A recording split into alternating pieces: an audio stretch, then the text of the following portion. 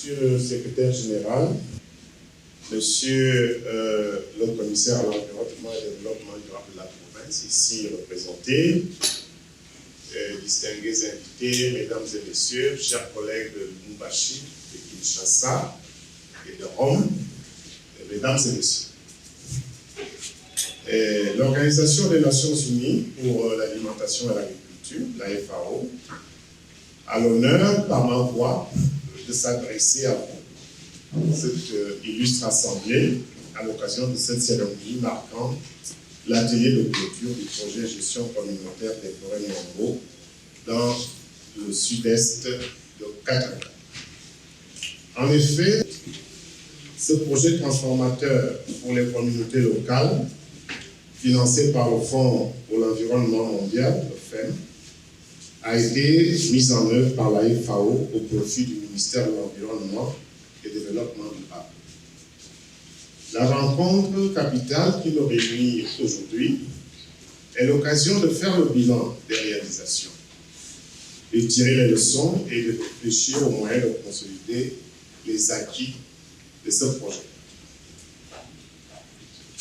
Mesdames et messieurs, la FAO a eu l'insigne honneur pendant 6 ans d'accompagner le gouvernement de la RDC dans la mise en œuvre de ce projet qui a été conçu pour promouvoir la gestion durable et la restauration des écosystèmes forestiers Nyambo, ainsi que l'amélioration de la durabilité des moyens d'existence des communautés locales par le biais de la valorisation et de la commercialisation des produits forestiers ligneux et non ligneux, avec une approche participative, ainsi qu'une gestion inclusive, qui a vu l'implication des autorités administratives et la mobilisation des populations.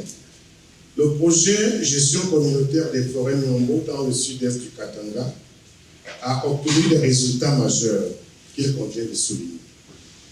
À titre d'exemple, il était initialement prévu de mettre sous aménagement communautaire 80 000 hectares.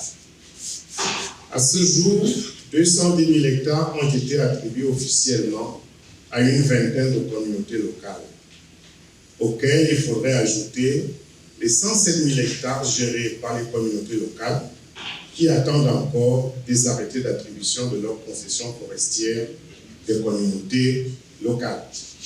De même, plusieurs petites et moyennes entreprises forestières ont été créées, permettant ainsi aux communautés de diversifier leurs revenus tout en contribuant aux efforts de reforestation à travers la vente de plantules d'arbres forestiers et fruitiers.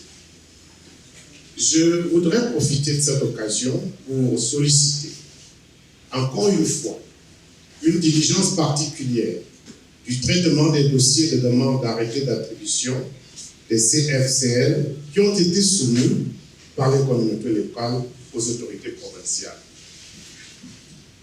Monsieur le secrétaire général, au moment où nous arrivons au terme de la mise en œuvre de ce projet, la consolidation de ces acquis demeure une préoccupation majeure. Dans le cadre de sa stratégie de sortie, le projet a développé une stratégie provinciale de mise à l'échelle de ces bonnes pratiques. Je suis fier, au nom de la FAO, de constater que la dite stratégie est déjà mise en œuvre par les partenaires de la société civile et les bénéficiaires du projet. La création de l'Union des CFCL du Haut-Katanga est un exemple clair de l'appropriation des acquis. Je garde bon espoir que le processus initié par le projet va se poursuivre au-delà de sa phase de mise en œuvre. Pour y parvenir, nous avons besoin de l'implication et de l'appui multiforme de toutes les parties prenantes ici présentes. Nous aurons l'occasion d'échanger sur les voies et moyens de renforcer la foresterie communautaire dans le Haut-Katanga. Comme le dit un adage, tout seul on va plus vite, ensemble on va plus loin. Poursuivons alors le chemin ensemble, en vue d'une gestion durable des écosystèmes Nyambo dans le Haut-Katanga et pourquoi pas ailleurs en RDC. Monsieur le secrétaire général, mesdames et messieurs distingués invités, J'aimerais une fois de plus confirmer la volonté de la FAO d'accompagner la RDC dans ses efforts en faveur de la lutte contre l'insécurité alimentaire en général et la gestion durable des ressources naturelles en particulier. Notre organisation, la FAO, se tient à votre disposition pour mettre à l'échelle les bonnes pratiques qui sont nécessaires de ce projet et poursuivre le processus qui a été initié. C'est l'occasion pour moi de confirmer, au nom de la FAO, sa disponibilité à vous accompagner dans la mobilisation des ressources pour mettre en œuvre des projets qui vont valoriser et contribuer à la gestion durable des écosystèmes et des ressources naturelles de la République démocratique du Congo.